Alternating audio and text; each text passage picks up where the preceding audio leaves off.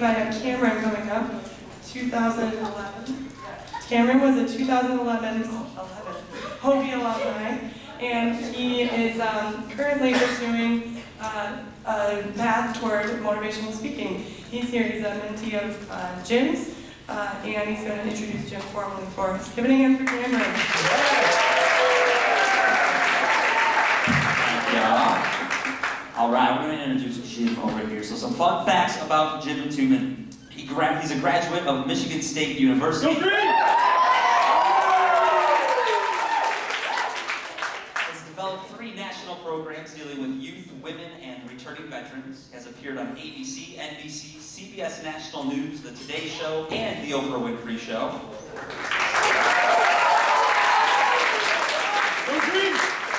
Has been featured in Newsweek, USA Today, Business Week, Chicago Sun-Times, Washington Post, Los Angeles Times, Newsday, Detroit Free Press, Detroit News, and the New York Times.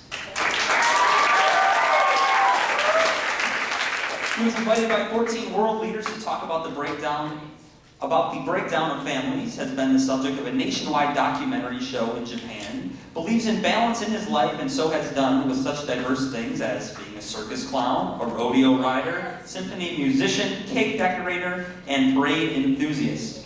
He has served as a family relief worker in Ethiopia. He worked as a roadie with the rock group Journey.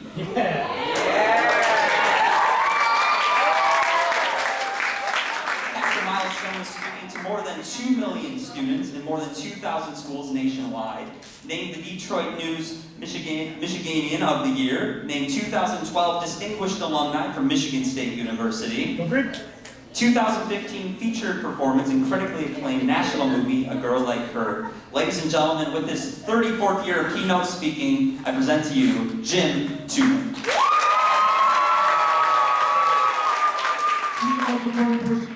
Who's the most important person you know? Who's the most important person you know? Who's the most important person you know? Why was that so difficult tonight for some of you to say that you were the most important person? Virtually every one of you sitting in these seats tonight can influence thousands of people in your life. What are you going to be able to give to somebody if you don't feel good enough about yourself to believe that you are truly the most important person? I was coming back from Chicago after being on the road for 5 straight days, working at this level of intensity to groups of 1,000 or more. And I just wanted some peace and quiet. I just wanted to be alone. My voice was shot. 2:30, 3 o'clock in the afternoon, I found a restaurant. All the seats in the counter were empty. Lunchtime crowd had gone. Grabbed a newspaper, walked all the way down to the last seat, wanted to tune out the world. And I'm sitting there, and I glance out of the corner of my eye, a guy walks in. He could have picked any space at that counter. Instead, what he does is he walks all the way down, sits down right next to me, starts talking. And you know how someone, when they invade your space, you get uncomfortable? That's what happened that day. Turned out he was 36 years old, built a small business in Northern California into a multi-million-dollar business. 4 weeks before he met me, walked into his doctor's office for a routine annual company physical. Doctor called him up 3 days later, told him he had leukemia, less than 6 months to live. Well, this guy was just blown away. He had all the stuff he could possibly want. He had a beautiful home overlooking the Pacific Ocean in Carmel. Had the cars, the boats, everything. Now he didn't have the time to be able to enjoy any of these things. And he did something to me that was so incredibly courageous. He decided what he was going to do was he was going to sell every single thing he owned and just take off. In the remaining time he had left, just take off, getting a chance to see the things never got a chance to see, working 16, 18-hour days. Certainly talking to people like me he never got a chance to talk to. And I found myself mesmerized by this guy. So much so that when I walked out to my car, I found myself crying. In 1 hour's time, this man influenced me more than people who have been in my life for 30 years. Every one of you has that opportunity. Again, what are you going to be able to give to somebody if you don't feel good enough about yourself to give them something?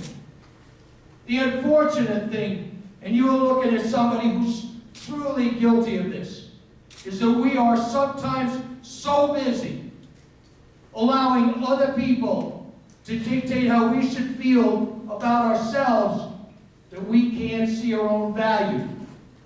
Let me show you something. What's your first name? Kara. Kara, let's assume, Kara, that everyone who came to this conference decided, that we all collectively decided, that you were the ugliest person that we had ever seen in our whole lives. And wherever you went, Kara, people walked behind you and said, wow, there goes Kara, she's so ugly. And people kept on talking. And even when your parents picked you up tomorrow, they took you home and locked you in the bedroom for 2 hours because you're so incredibly ugly. I'm watching you get real red-faced, get real uncomfortable, get real embarrassed. Tell me the truth. How do you feel if enough people tell you you're ugly? Ugly. Actually, I picked on Kara. Kara's attractive, so let's take the complete opposite side. Let's assume we all got together and said, wow, Kara's a great friend. She's always there when I need her. She always seems to care. She always understands. How do you feel when people tell you you're great? Good. What have we done, everyone, to Kara in the span of 30 seconds? We've taken her from feeling ugly about herself and not so good about herself to feeling good about herself just because all of you guys have decided that's how she should feel. And you buy into it. You allow it to happen. I spent so much of my life, especially in high school, keeping people away. Don't get too close to me. Maybe you'll find out that I'm weak. Don't get too close to me. Maybe you'll find out that I'm insecure. Don't get too close to me. Maybe you'll find out that I'm afraid. I spent so much of my time keeping people away when the very thing I wanted to do was let them come in. But see, in my family, love was based on performance. So the more I performed, the greater the love. And there was always that fear one day, what happens if I don't perform? Will there really be any love? And I had no clue what was important. I just knew I felt alone. And because I had no clue, I was just wandering. Let me show you something. Christmas morning, any car sitting in your driveway with a bow around it is your Christmas present. What kind of car would you want? Rolls Royce. What color you want the Rolls Royce? Matte black. Black? Okay. Matte black, is that what it is? Okay. Same question. Christmas morning, any fantasy that you want sitting in your driveway will make it a reality. A yellow Lamborghini. Got it. Okay? All right. Let's for a minute, guys, pretend that you really own these cars. And they are the best thing in the world you have ever owned in your whole life. And you've driven them here. And they're in the parking lot right now. And on Sunday, when everything is all, closed down, you're going to pick somebody that you met this weekend and you're going to take off, and you love these cars. Love these cars. Now let's take it one step further. Let's assume that I'm driving through the parking lot with an enormous crane, with a wrecking ball on the crane. And I get to your Rolls, probably 200 grand these days. And I take the wrecking ball and I swing it back and I go, wham! Rip off the entire front end of that car. Drop it on the top of that car. Parts are all over the parking lot. All over the parking lot. move over to your Lamborghini probably another 50 grand beyond his, and I take the wrecking ball, and I hit the front end of the car, and I go wham, wham, wham, like a riveter. So if there was a back seat to that Lamborghini instead of the front seat, there was no insurance on these cars, guys. You got 41 months of payments left. In the case of both of you, I would say conservatively, maybe $3,000 to $5,000 a month. You guys are standing in front of the wreckage of your cars. You're surely looking back at me. I'm going to get into my car, guys, and as I pass both of you pulling out of the parking lot, I'm going to smile and wave to you guys. Assuming no one's going to come down on you for anything. There is no right or wrong, no judgment issues, 100% clean slate, even conscience-wise. What would you want to do to me physically before I left that parking lot? Yeah.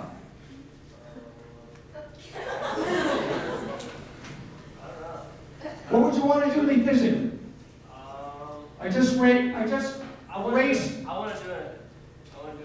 Don't be a pacifist, tell me. No, I'm Everybody else. All right. What would you want to do to me physically before I left the parking lot? Probably kick some nuts. Kick some nuts. Okay, we'll send you home early.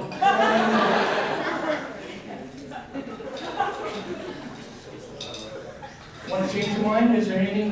No, I'm fine. I'm good. Okay. Still good. Hold on. I want both of you, and I want everybody else here tonight, I want you to stop and think about this one. Guys, if these cars were the only reason you had friends, if these cars were the only reason people liked you for, if these cars were the only image that everybody else in the world sees you through, I've actually just destroyed both of you. You are history, you are no more.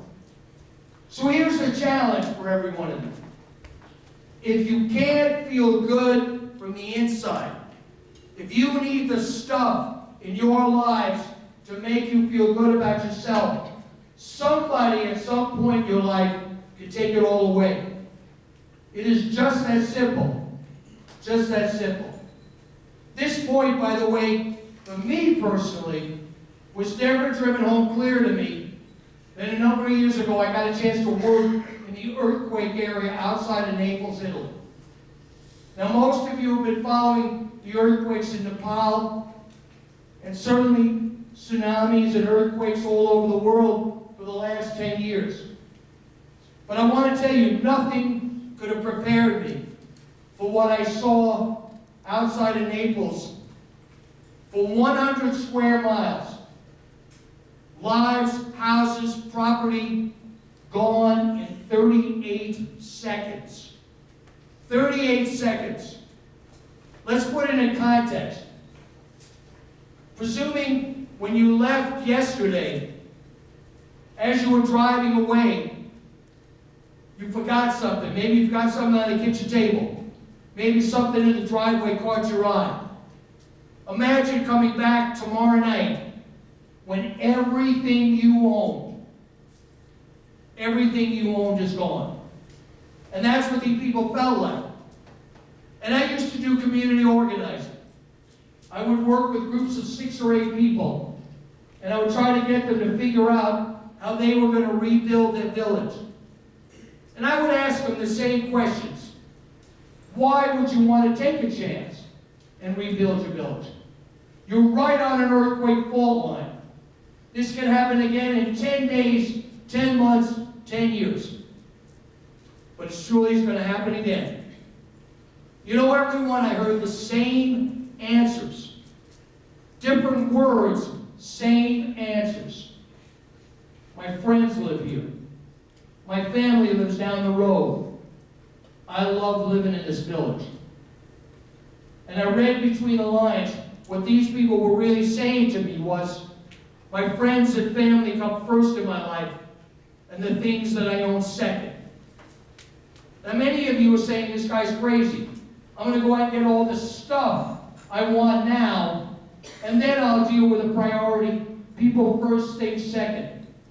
So let me ask all of you in the room a question.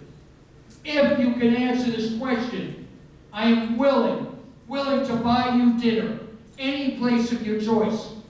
Any place of your choice. How do you know?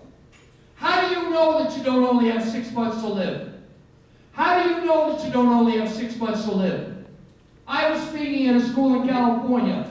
A 14-year-old girl who was supposed to have been at that assembly was killed the night before coming back from a basketball game in the fog. I spoke out at Romulus High School. Captain of the football team walked into school one day. 2 friends were fighting with another guy. He went to break up that fight.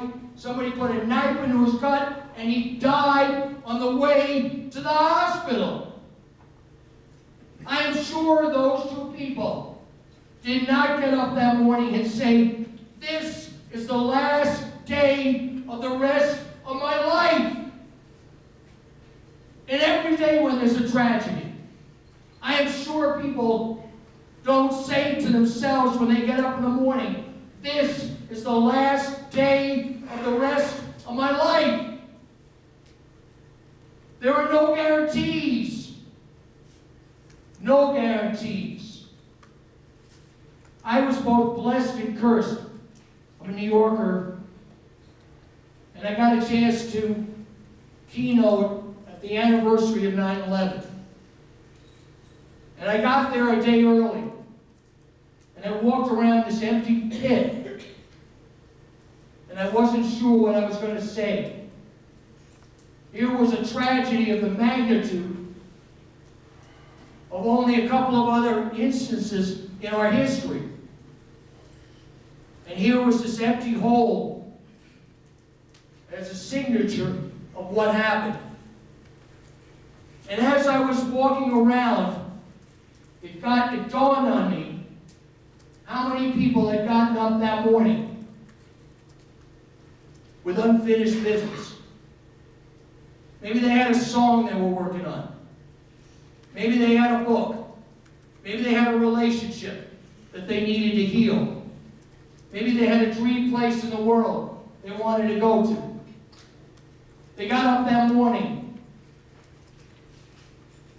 full of hope and never came back that night. Never came back that night. One of my friends, and that's the reason I think I got the opportunity. One of my high school friends was killed in the World Trade. And he had an angry, rageful fight with his son that morning. Called his son a loser. Said, "You'll never amount to anything. I don't want you here when I come home." And obviously he never came home. Guess what? His son lives out the prophecy this many years later. His dad left him a lot of money, sleeps all day, does nothing to contribute. Mother calls me all the time. So words can hurt, and they can stick with you. And his dad's words are never going to leave him. Never going to leave him. And that's the challenge for many of you in your schools. See, I never say goodbye to people anymore. I say I love you. I say you mean something in my life. You're important to me. And because of that, because I want those last words to be very profound and to be meaningful, that's how I look at things these days. Because I realize how fragile it is. Raise your hand in the room if you've been to a funeral in the last year.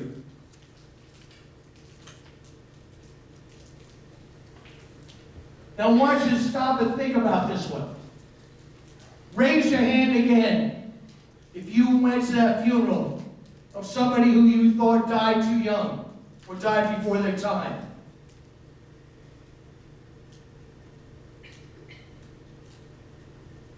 You see, we magically believe that when we tell a friend of ours, I'll see you later, I'll talk to you on the phone tonight, I'll meet you after school, we actually expect that that person's going to be there in our lives. And when someone in our life breaks the chain, every one of us realizes we are only on borrowed time. So if you're waiting in your life to find out what your purpose is, if you're waiting in your life to fulfill some of your dreams, if you're waiting in your life to do something meaningful that's caring, maybe you won't have that time. Maybe you won't have that time. No guarantees, guys. No guarantees whatsoever. Let me show you something. Anybody here got a $20 bill? Okay.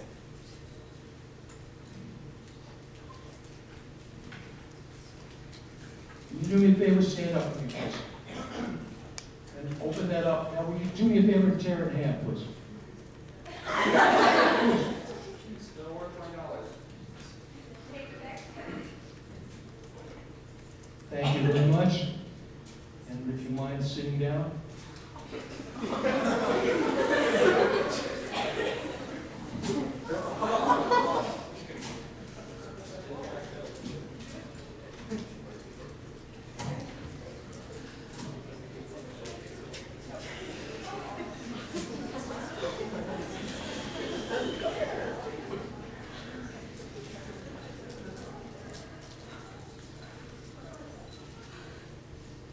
You know, everyone, I know people that have compromised their entire lives for this.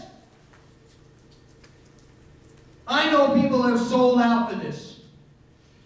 I am not, so that any of you leave here the least bit unclear. I am not saying that this is not important. We run a whole culture by this. I am simply saying to all of you who have got some big time choices coming up, if that is the only thing that motivates you, if that is the only thing you get up every day for, if that is the only thing that has the slightest bit of meaning, guess what? There'll never be enough. There will never be enough. Let me show you something. Best guess for me. How many people do you know that are truly, truly fulfilled and happy in their lives? Truly. 100%. Okay? Maybe one. Okay? Same question. How many people do you know that are truly, truly fulfilled and happy in their lives? One or two? How many people do you know in your life, in your circle? Hundreds? Also hundreds, maybe thousands? I want all of you to listen because those odds are not uncommon for me.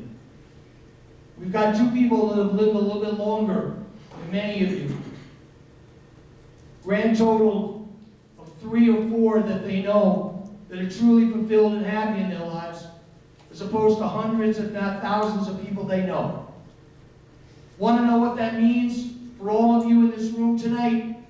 Based on those odds, probably 150 to 200 of you in this room tonight, maybe in this whole room, one of you will be truly fulfilled and happy in their lives. Is it going to be you? Is it going to be you? Is it going to be you? Is it going to be you? Is it going to be you? Is it going to be you? Is it going to be you? Or you? Or you? Or you? Or you?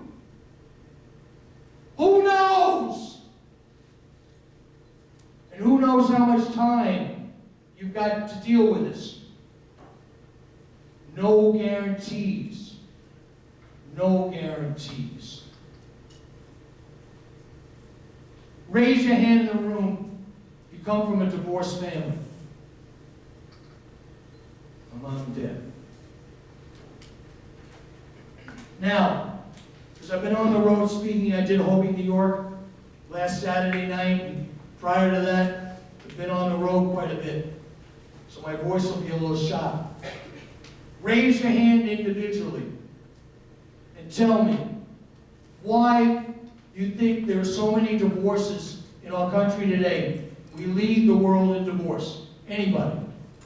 Anybody? First name. Jocelyn, go. I think there's a lack of trust. A lack of trust and commitment. Powerful stuff. Yes. First name. Emily. Emily, go. One wants more than the other does. One wants more than the other person, so there's a big disparity in there. Great stuff, Emily. Thank you. Yes, first name. Alex, go. Money issues. By the way, I'm going to digress for a minute and I'm going to take everybody whose hands are up. I wish, I say this to audiences all over the world, I wish that the people who make decisions for your lives could be here tonight just to listen to the wisdom and the insights that you have. So what I'm saying to you is, what I said earlier in the panel, don't let anyone squelch your voice. This is wisdom tonight. And for many of you, if you listen closely, you may avoid a very big collision decision in your life by hearing some of this. Back to divorce. Why is there so many divorces? Yes, first name. Marissa, go. Priorities and goals are not the same. Priorities and goals are not the same. Great stuff. Yes, first name. Jeremiah, go. Compromising values. Yes. They might rush into a marriage too fast, and anytime there's conflict, instead of trying to resolve it, they just get mad at each other and push each other away. Here, say that again. People rush too fast into marriages, and whenever there's a conflict, they fight about it, they don't try to resolve it, and they end up pushing each other away. Yeah. Great stuff. Want to go on the road and speak with me?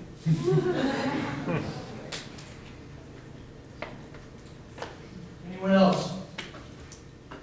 All the way over there. You got to shout so I don't have to run around. My name's Emma, and I think that people lack happiness now. And when they find someone that makes them happy, eventually it fades, and they're not happy anymore. So the initial rush and then the nothingness. Am I summing that up okay for you? Yep. I mean, I don't want to put words in anybody's mouth. Yes. Our culture of just instant gratification, we no longer have to wait for anything, so we don't have the patience to try to work out a relationship. We don't have the patience to work things out.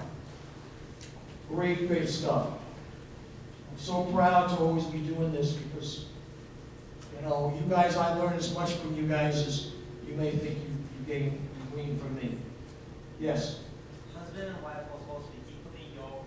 Nowadays, they don't care. They're all just in it for almost reasons. They're not trying to work together. They need to be equally yoked in order for those to be successful. Very powerful, very spiritual too. Thank you. Yes. I'm Jessie, and I think there's a lot of pride, and no one wants to admit that what they are saying is. They don't admit that they're wrong. They don't admit that they're wrong. You know what I found out? I'm married for the first time. 9 years this August. My wife's sitting in the back. I fall more in love with her every day because of the fact that she creates the safe space for me. So that when I say to her, you know, that I'm wrong, which I say a lot, and I say, it's not about you. It has nothing to do with you. So I'm not going to blame you. And that's taking personal responsibility, which is, by the way, the toughest thing for most people. Take personal responsibility. Admit that it was your era and not the playing game. Anybody else? Yes, in the back. My name's Brenda. I personally think it's because the life choices are made too urban relationships, couples too. Life choices are made too early. Very good, Emily. Yes, first name. Joel, Joel, go. the difference between agreement and loyalty. Some people will agree on like spending money and people will save. Like, you know, if one person agrees to save and the other person doesn't want to, then the difference is. Right, and the differences get wider and wider as the more time you're married. So that is very, very small. Yes, first name. I think people are constantly growing and changing, and we're all just afraid to change. So. We're all afraid of change. Yes. Yes. Go. People are mistaking conditional happiness for love. That's really good. Conditional happiness for love. Very, very, very. I'll carry that one away along with your $20 bill. I'm Dylan, and I think that some people may think that they want to like start the first family and have that, but they don't really think about the person who's right. Basically, yeah. Yeah, I mean, and then, do you think there's any good divorce out there? And especially, there's no good divorce on all of you who are children of divorce. And because divorce is so rampant, we've left part of our culture bankrupt in many, many ways. Many, many ways. And the breakdown of family has created mistrust, created all kinds of personal issues, having to choose between your mom and your dad, having to deal with, you know, the anger that they possess. And many of you are pawns in the middle between them. So there really is no great divorce.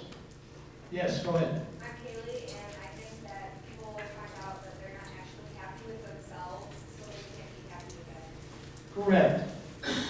Correct. And they, you know, you wind up blaming the other person, Kaylee, for your unhappiness without ever owning that it's yours. Never owning that it's yours. Yes.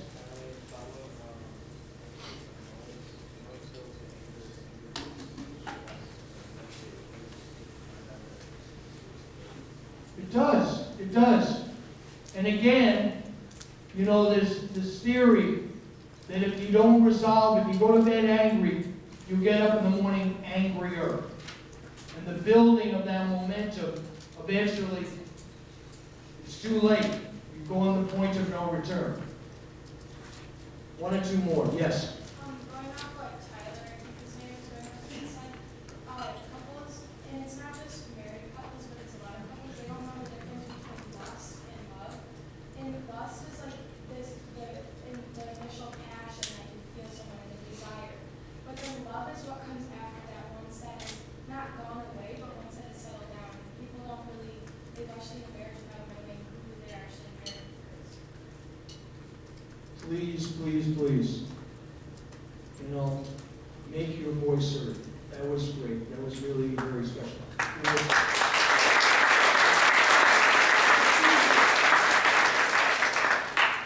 One or two more. I'm sorry, excuse me. Yes.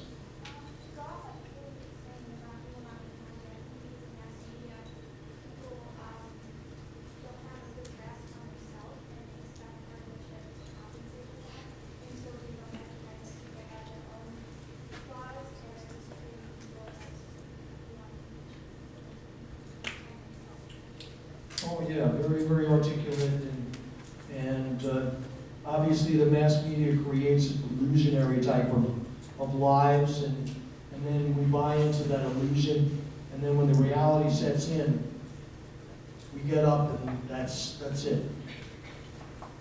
Where's Cameron? Oh, here, let me get. I have a question for all of you because there were phenomenal answers tonight. You think people really know each other before they get married? Yes.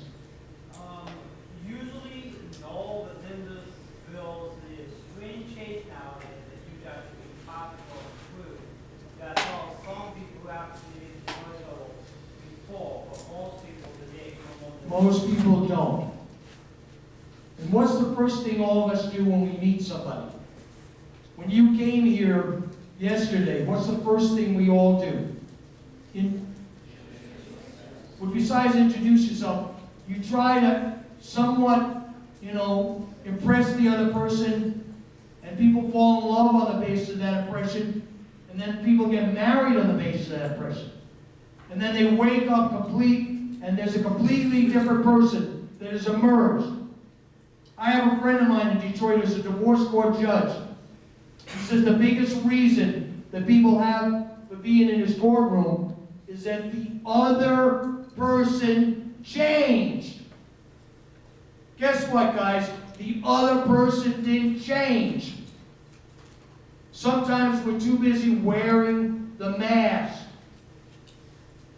Many of you, when you go into school, consciously or unconsciously, the mask goes up. I walked around for 4 years with that mask. Lonely as hell, but I walked around 4 years with that mask. And no one knew. Because you see, when you're performing, when you're setting a bar, when you're accomplishing, nobody looks beyond the accomplishments. Nobody looks at you.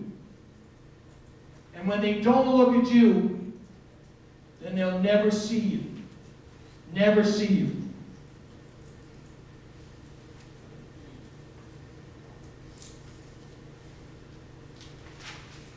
This lengthy introduction that Cameron read at the beginning of this talk, it's not me, gang. It's not me, it's the person, it's the things I did in my life, not the person who I am. The person who I am never sleeps the night before a talk. I toss and turn. You see, I changed schools 5 times between grade school and high school. And it left me with so many fears, so many insecurities, that it's actually tough for me to get out in front of a room full of people. It's even more difficult for me to meet you one-to-one. If you had a party in this lecture hall, and I didn't know any of you, I would walk through those doors, hope that someone would make eye contact, say hello to me, introduce themselves. If it didn't happen, I'd walk around, maybe get some food if you had food, maybe if there were posters on the wall or whatever, I'd get them too, and then I'd leave. And I've done this dozens of times because it's too difficult for me to walk up to somebody and say, "Hi, my name is Jim." Say hello to somebody.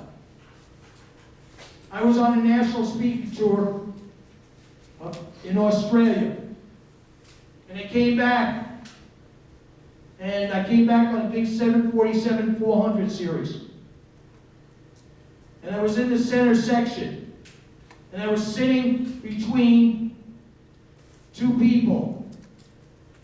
I spent 10.5 hours from Sydney to Honolulu reading the same newspapers, same magazines, over and over and over again. Just because I couldn't turn to the person next to me and say, "Hi, my name is Jim." Start a conversation. Too much baggage growing up. Too many challenges that when I did say something, I was shut down. And those residuals leave you. They leave you. Raise your hand in the room if you have a best friend.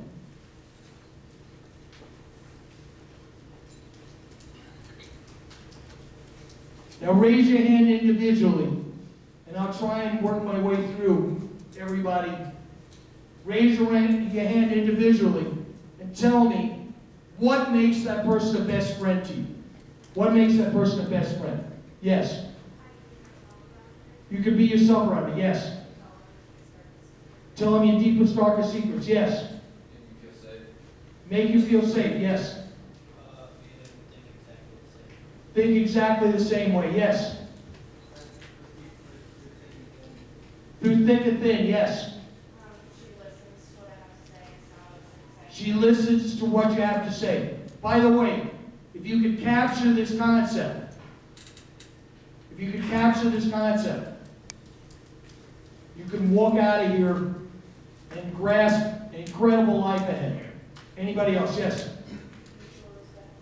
Mutual respect. Yes. He understands what I'm going through. We all just use. He understands what you're going through, so he can mirror what you have. Yes. Support each other unconditionally. Support each other unconditionally. Yes.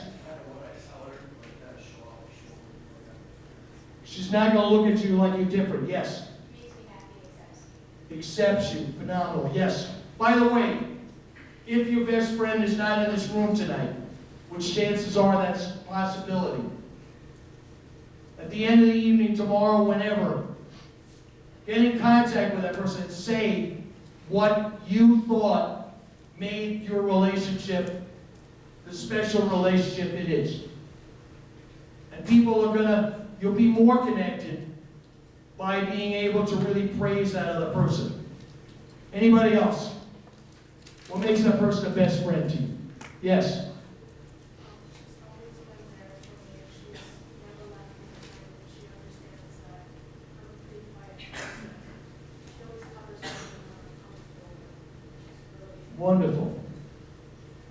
Yes. no matter what we're doing, we're always having fun. You're always having fun. You know, what makes my marriage work is the laughter and the joy that we share. That is such a gift, so you've got a gift. Yes. She pushes me to be the best person I can be in business. Pushes you to be the best person. Yes. Genuinely cares. Yes. My best friend loves me whether I'm at a high point in my life or a low point in my life. Isn't that phenomenal that you have somebody in your life like that? Yes. When we're together, we bring out each other's best qualities. You bring out each other's best qualities. Yes. She inspires me to be a better person. She inspires you to be a better person. Yes, Elizabeth. He tells me what I need to hear, not what I want to hear. He tells you what you need to hear, not what you want to hear. Great stuff. Yes. She doesn't judge me. Just doesn't judge you. Yes. She understands how I think when I'm freaking out so much that I don't. Understands what you're thinking, even though maybe your actions don't give it that indicator. He's got that sense of pulse. Anybody else? Yes, a couple more. Yes. Don't have to wear a mask in front of them. Don't have to wear a mask in front of them. By the way, wouldn't it be phenomenal if all of your schools were fraught with people who were best friends and could create a safe space? Wouldn't that be a phenomenon for all of you? Question I have. Why didn't any of you that just spoke, why didn't you mention the grades that person had, sports they played, cars they drove, money that they did or didn't have? Why not? Yes.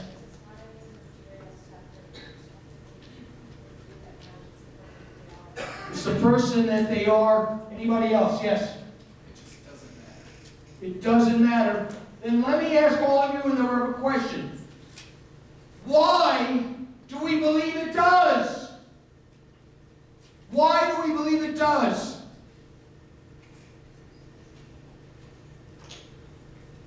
Why? Yes. Money, power, they offer a sense of security, which people can mistake. Well, it's something good to be secure, but then they make that their whole thing to be completely secure when they should find other things to make them feel secure, like genuine friends and family. But we still, day after day, week after week, we still focus on the things that you know are not important.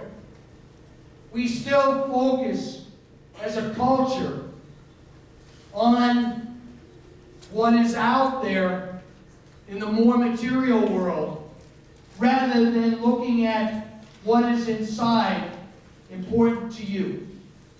So if you have the answers and you know the answers,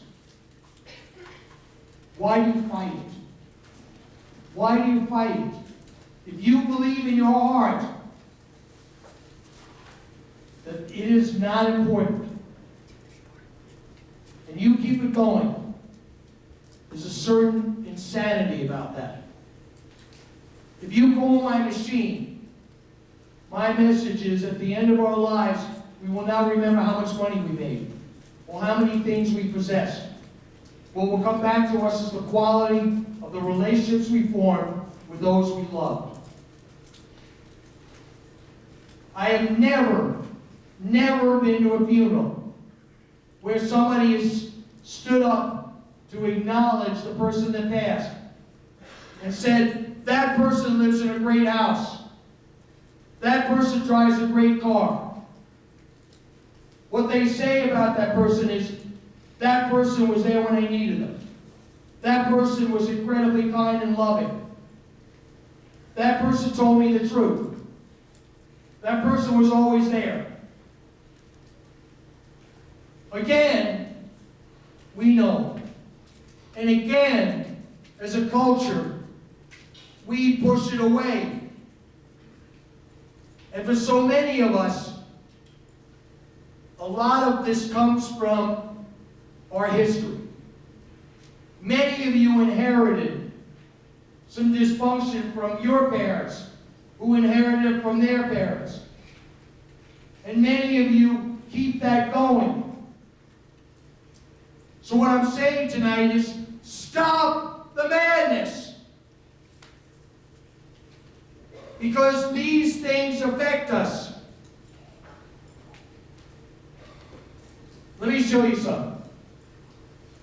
Raise your hand.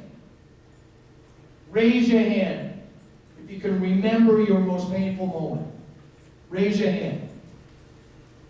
And I'm going to go around. Keep the hands up. How long ago? October 10, 2010, yes. Earlier this year, yes. October 7, 2012. Yes. Around January 2012. January 2012. You don't have to do the month. Just asking how long in year. Yes. 2008. Yes. 2013. Anybody else? Yes. Yes. 2011. Yes. January 25th. Yes. 2015. Yes. End of 2013. Yes. 2013. Yes. 1998. 1998. How many years ago was that? 17. How old were you then? Thank you. Yes. Yes. 2 months ago. Yes. 2013. Yes. 2000. Yes. 2014. All the way over. Yes. 2001. Yes. Yes. 2010. Yes. 2008. Yes. 10 years ago. Couple more. Yes. 6 months ago. Yes. 2006. Yes. November 2014. Yes. Yes. Yes. Yes. Yes. Somebody tell me what happened in the room just now. I didn't ask any of you to tell me what your most painful moment was. I just asked you to remember it. And most of you brought it up as if it happened yesterday. These are in us. These define our trust, our ability to be intimate. These define our ability to be safe. And we live with these every day. And they influence our whole lives. So what I'm saying tonight is, if you know this influences your life, then when you have a decision to make, or you have an insight, that you will Not let this beat you. Not let this beat you.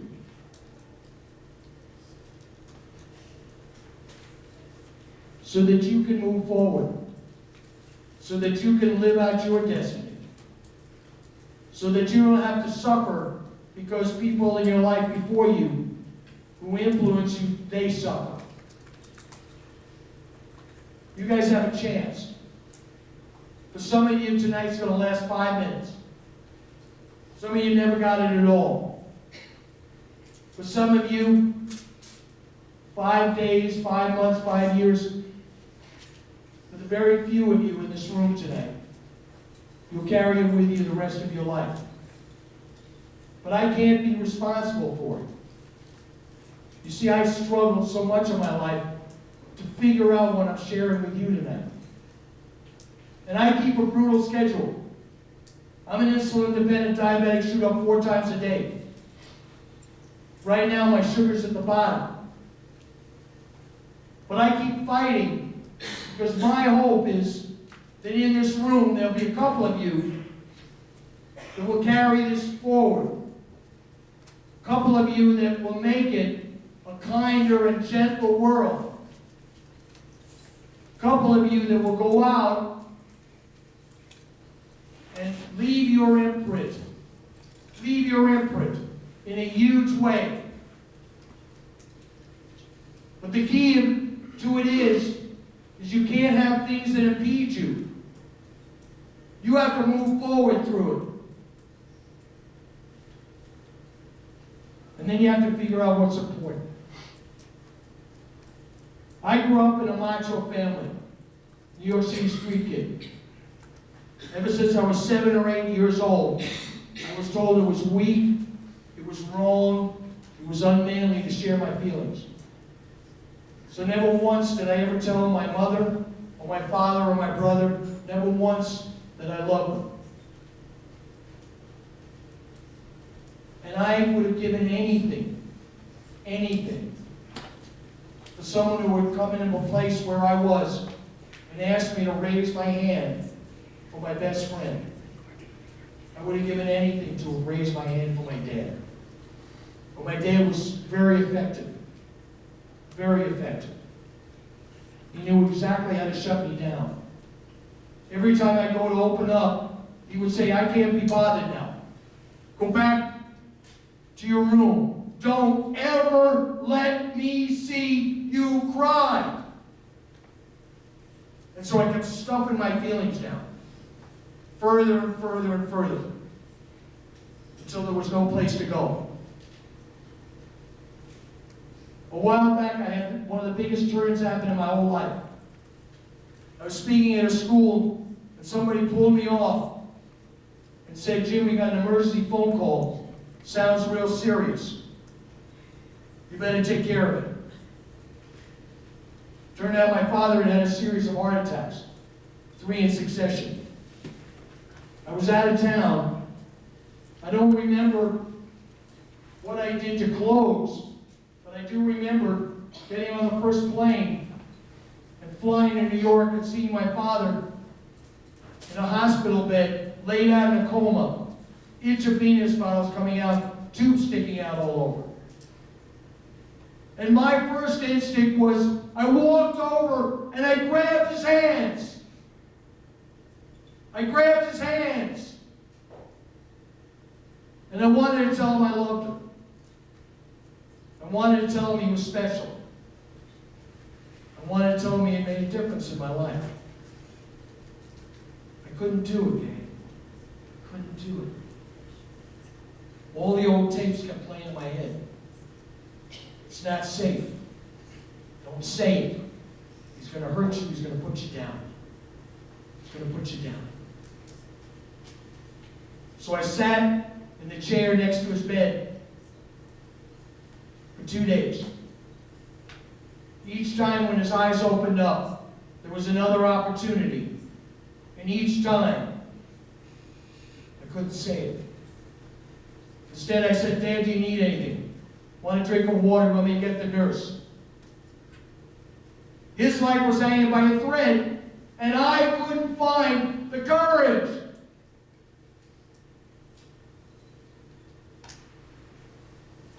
2 days.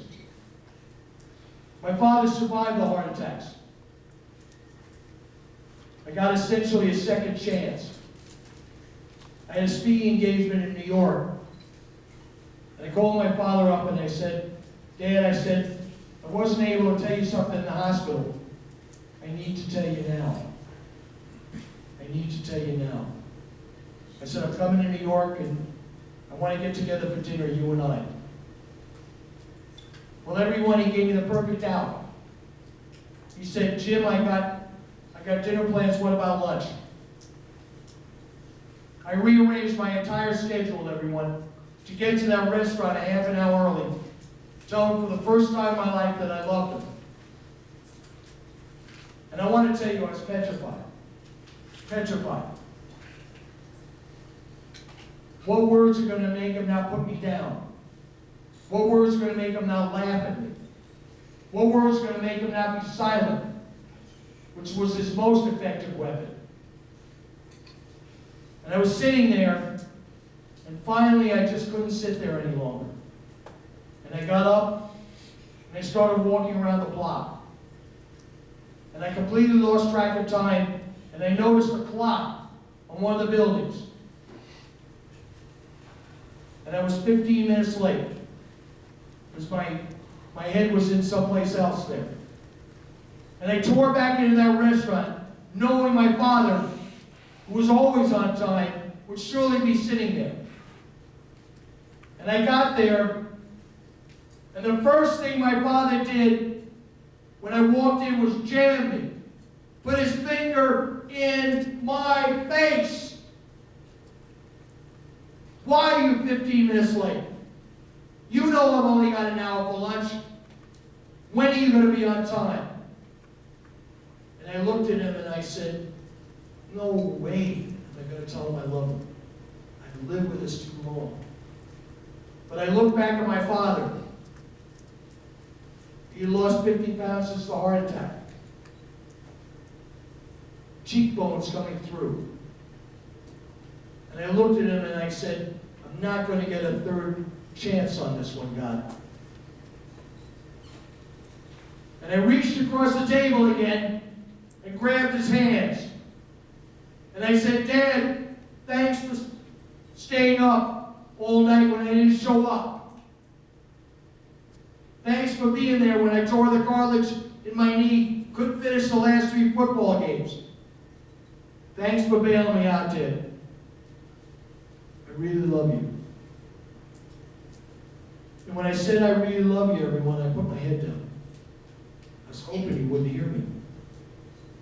When I raised my head, it was the last reaction in the world I could have ever imagined. For the first time, never saw it at my grandfather's funeral. First time, I watched my father cry. And each time when I share this, I can feel it. Just washes over me. My father's been gone probably about 10 years now. And I came around the table, I put my arms around, and I held him. I held him. And we sobbed together. I can tell all of you here, especially the guys, this ranks right up there. After my marriage, is one of the best moments I've had in my whole life. And I got together with my father the next morning for breakfast. And he told me something that blew me out of the water. He said, Jim, I would have gone to my grave and not been able to tell you I loved you.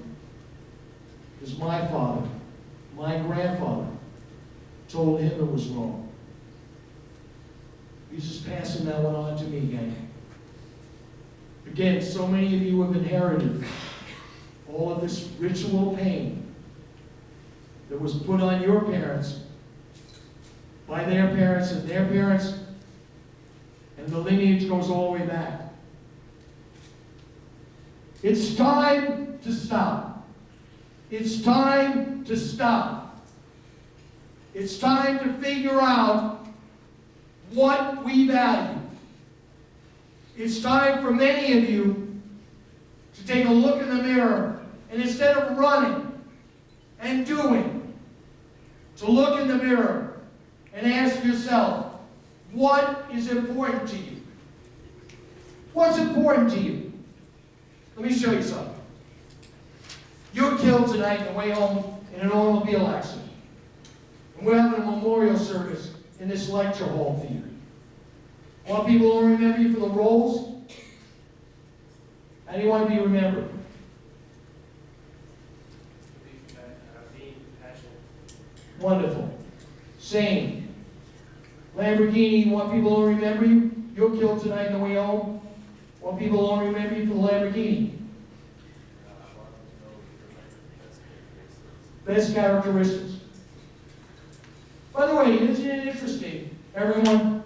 At least one of you was prepared to do major bodily damage to me over cars you don't want to be remembered for. I'm not going to be as graphic as you. But we complicate our lives. It is so simple, everyone. Stop. If you have tuned me out up until now, stop. And ask yourselves, how do I want the people in my life who I love and who love me to remember me? And put it up at the top of the list in your life and live it out. How do I want the people in my life who I love and who love me to remember me? If some of you want to be remembered as a great friend, put that one up at the top of the list in your life and live it out. If some of you want to be remembered as a person who was there when people needed you, put that one up at the top of the list in your life and live it out. If some of you want to be remembered as just a person who cared, put that one up at the top of the list in your life and live it out. That's not to say don't go after a lot of money. That's not to say don't get the best job possible. That's not to say you don't have a ton of friends. Ask yourself. Ask yourself in small groups. Ask yourself tonight, tomorrow. If you can verbalize it, then you can make it real. And if you can make it real, your life will be richer beyond anything you imagine. Because if you're living out what's inside of you, and you're living out a chance for other people to see this in you, then you're living as a true person and a caring person. I was speaking in Florida a while back, and as I was leaving, somebody, a young man, put something in my pocket and said, "Jim, I wrote this to my friend, and I want to share it with you. When you get a chance, read it." And I wasn't sure what it was, and I just put it in my pocket, and I left, and I was driving back to the hotel, and I reached in my pocket, and out fell this piece of paper.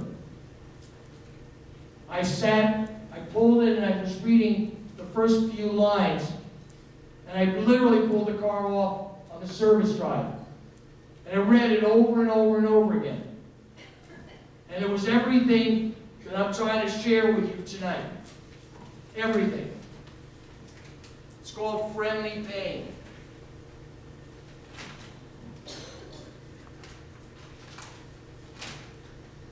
A good friend, yes, an exceptional friend. Someone to talk to, laugh with, confide in. His smile, what a great smile. Bright.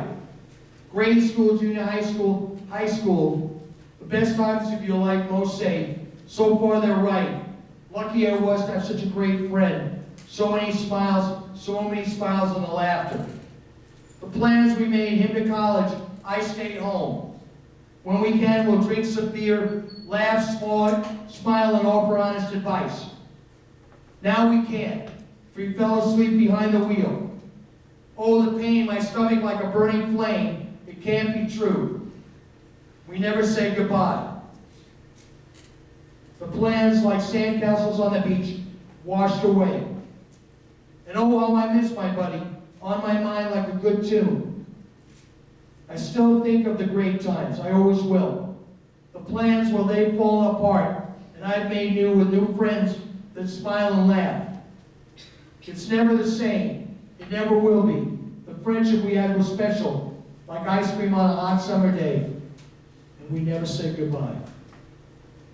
I wish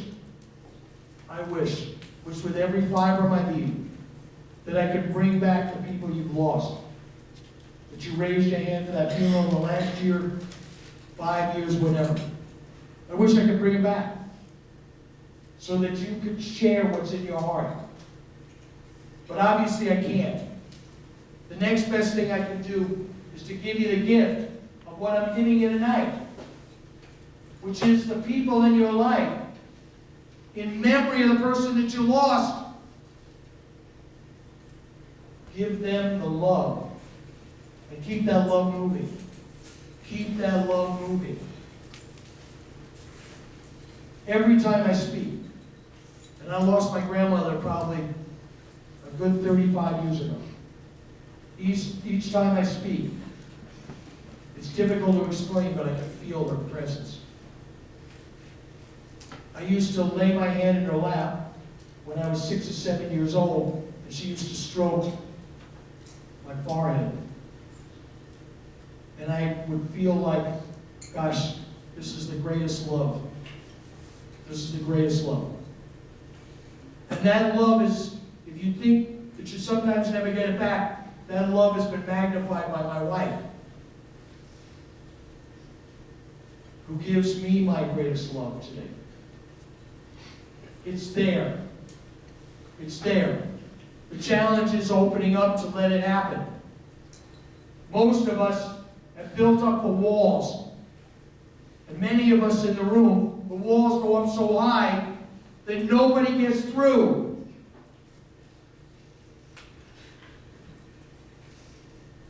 You have a chance. You have a chance. Don't throw it away. Do not throw it away. Because it's a gift. It's a gift. A number of years ago, I got a chance to go on the road when the Beatles first made their national tour. I was a photographer. And I was in Chicago, and John Lennon had put a full-page ad in the Chicago Tribune asking to meet with 75 aspiring songwriters in the hope that the Beatles would find a new song, take it to the top of the charts, and make that person famous. In an auditorium much like this one here, 75 people gathered. 5,000 had applied to be there that day. And Lennon came out of the side curtain. Barely above a whisper, he said to everybody, "I am no more talented than any of you." Nobody even heard him. I was in the back, nudged the guy next to me. Nobody heard him. So Lennon came out, loudest voice he could muster. He said, "I am no more talented than any of you." Sure enough, a guy in the back raised his hand and said, "Hey, John, how can you tell us we're nobodies? The world's singing your music, your concerts are staying room only. How can you tell us we're nobodies?" He said, "The only difference between myself and you is if I've got a song inside, if I've got a dream in my gut, I can have somebody write it, somebody promote it, somebody play it, hopefully somebody buy it. Every one of you here tonight has something special to offer. But it doesn't mean anything if we put you in the center of a circle on stage and everybody told you how great you are, if you don't buy it. It's my hope. And I've had this hundreds and hundreds of times. My hope, one of you will see me in an airport, maybe at your school, maybe neighboring community. come up and tap me on the shoulder and say, hey Jim, I heard you speak 5, 10, 15 years ago. I want you to know I'm going after my dreams, feeling great about myself, and most of all, I'm giving to a whole lot of people in my life. And I'll walk away with an incredible smile on my face. Every one of you can make something happen in your lives. And none of you has to go it alone. None of you has to go it alone. I'm spent, guys. I drove up here to the panel and I've given you everything I can tonight. I've left it all on the floor here. I'm spent. But I love HOBY, and I love the wisdom that's in this room and the power to change. You are truly the hope. Next year, I put together a You Are the Hope tour. I get to ask, I'm always getting requests, could work almost every day to speak at schools, but I want to do something meaningful. I want to do a You Are the Hope. Because you are the hope. You have a chance to turn this ugliness around. And it is ugly. You have a chance to lead with your heart, which is the best gift you can give. The best gift you can give. Unless you believe that one person can make a difference. A number of years ago, and actually today is the anniversary of all things. I'm just thinking about this. 7 years ago today, I went into a Red Robin restaurant. Waitress comes over. She says, what would you like to drink? And I said, I'll have a Diet Coke. She says, oh, I'm so sorry, sir, we only have a Pepsi products. And I said, well, really want a Diet Coke, but just bring me some water. She kind of looked at me and she says, do you really want a Diet Coke? And I said, that would be great, but I understand. She says, well, let me see what I can do to make that happen. And I said to myself, what? What are you saying? She said, there's a 7-Eleven across the street. I'll run over and get you Diet Coke. And I eat out all the time, and nobody's ever done that. I got up, gave her a hug, and I said, just the gesture alone is phenomenal. But 10 minutes later, it was a humid day. I was running across the street on a tray of 2 Diet Cokes. I did all the obligatory things. Gave her a big tip, told the manager. But I left that day, and I thought if she at 18 can go the extra mile, then I can go the extra mile every day of my life. And there hasn't been one day from that moment till now that I haven't been able to find a way to touch a life. All because of an 18-year-old girl that I would never see again in my life. You are the hope. You are the hope.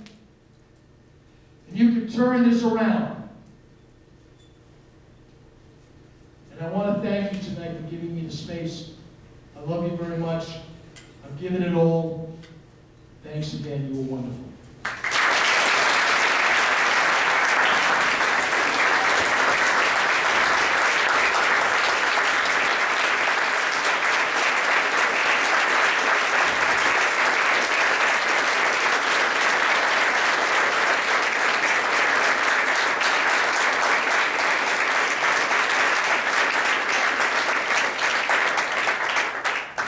Before I go, a couple of things. Whose 20 did I take? I saw your eyes practically pop out. That's fine. There are some scraps of the bill on the floor. And, some scraps of the bill on the floor. and I've got some bills in my pocket. As I traditionally do for anybody that so chooses. Come up, give me a hug, let me tear off a part of a bill for you. If nothing's working in your life, keep it. Pull it out. Pull it out. And if nothing's working, hold it close and remember people first, things second, and you'll never be alone in your life. It's my belief system. We have, and my wife will be up there talking to you. We have posters. Take one poster, any favorite that you have. This is your choice. If you choose and you think this message, and I've spoken in over 700 schools in Michigan alone, if you think this message rings for your school, I will be honored to come, because to me, this is my favorite program to do. This is 34 years I've been keynoting. And you guys are phenomenal. And I look forward to it. I just was in New York speaking at HOBY. I look forward to it every year. And now, I still continue to speak all over the country, but now this year I'm going to concentrate on Michigan. So anybody that has any interest, please come up and sign up, take a poster. And if you take a bracelet, what I'm asking you to do, and my bracelet says, happy people live outside themselves. Which means as bad as your life is, if you look outside yourself and help somebody, it'll change your life. But what I'm asking you to do is give that message a year's time and wear the bracelet for a year. And every day try to touch a life. And every day do something meaningful so that we can turn this sucker around and see the best in each other. Again, honey, you want to come up? And I love you guys. Thank you. I'm virtually, so spent and so weary, but I'm proud to have done this tonight for you guys. And I'll keep and carry you with me in my heart, and some of the wisdom that I have that you presented tonight. I will keep moving forward in the world and keep your message alive. Thank you again.